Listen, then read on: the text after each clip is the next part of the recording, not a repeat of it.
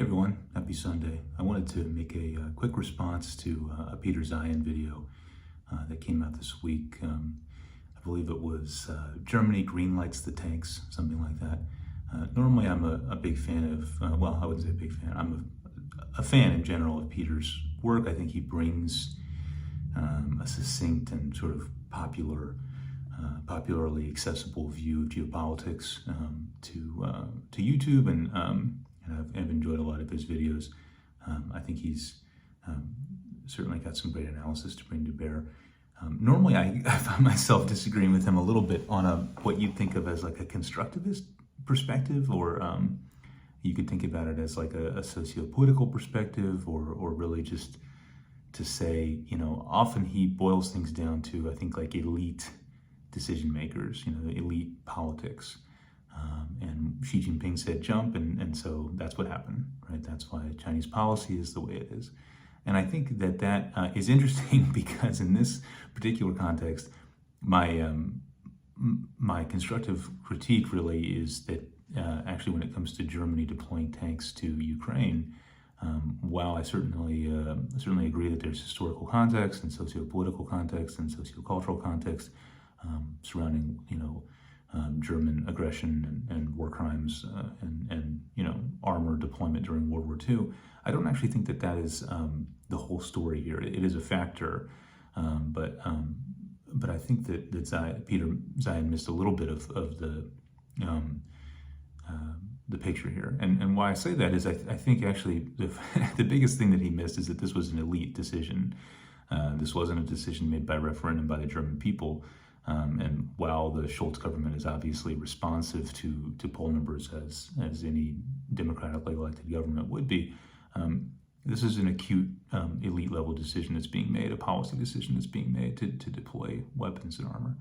And in that context, really without including some history and ideological history of Olaf Scholz himself, we're sort of missing important things here, right? And in particular, I think Olaf Scholz's connections really in the 1980s, as he was coming up in West German socialist circles, he had gone to East Germany, I think at least half a dozen times, maybe more.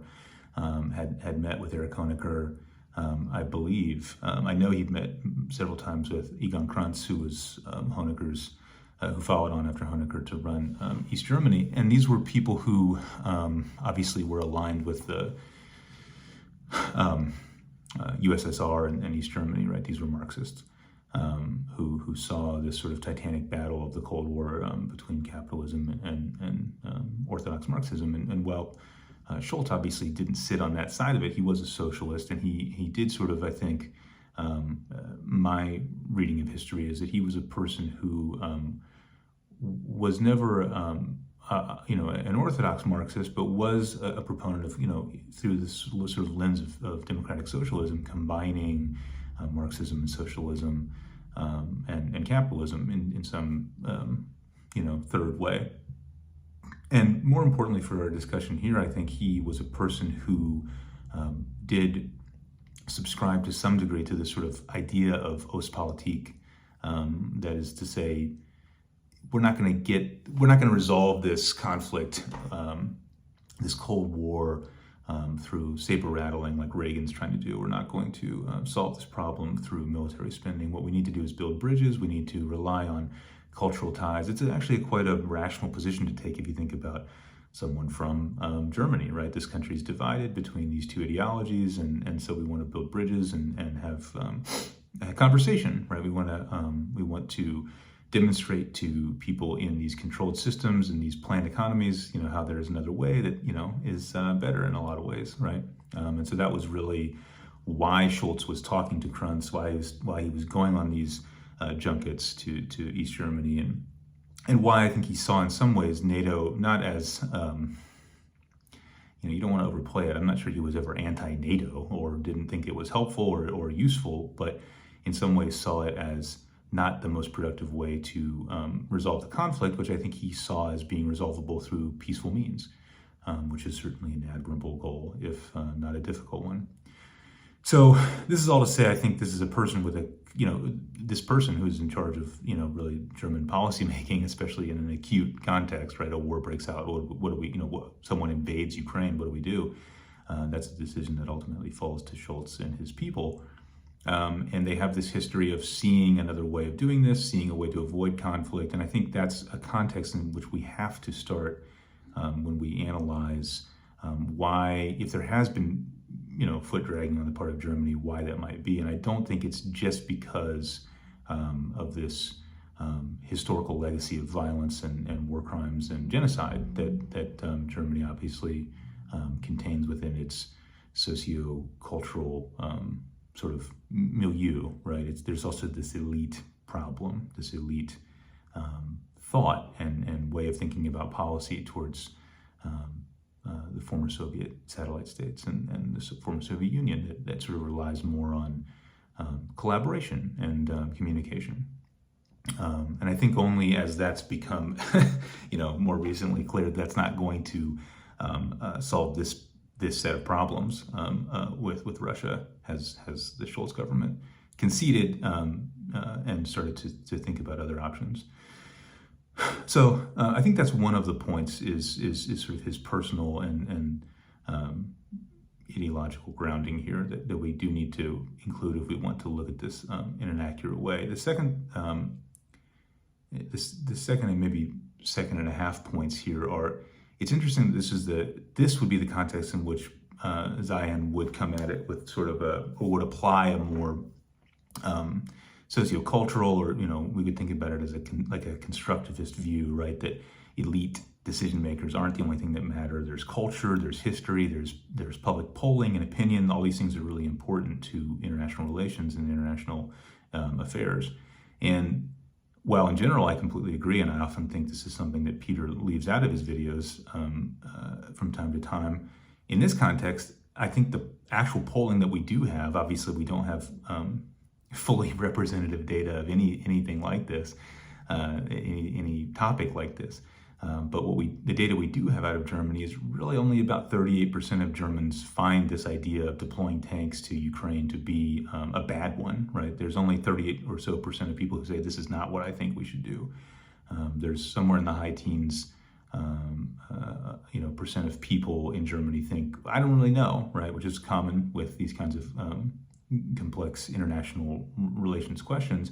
And then the slim majority, I think it's just over 50% in the poll that I saw, were folks who said, this is the right thing to do, or I agree with this decision. I think this was some TASS polling that came out recently, which I think had come out before Peter's video, but I'd have to check on that.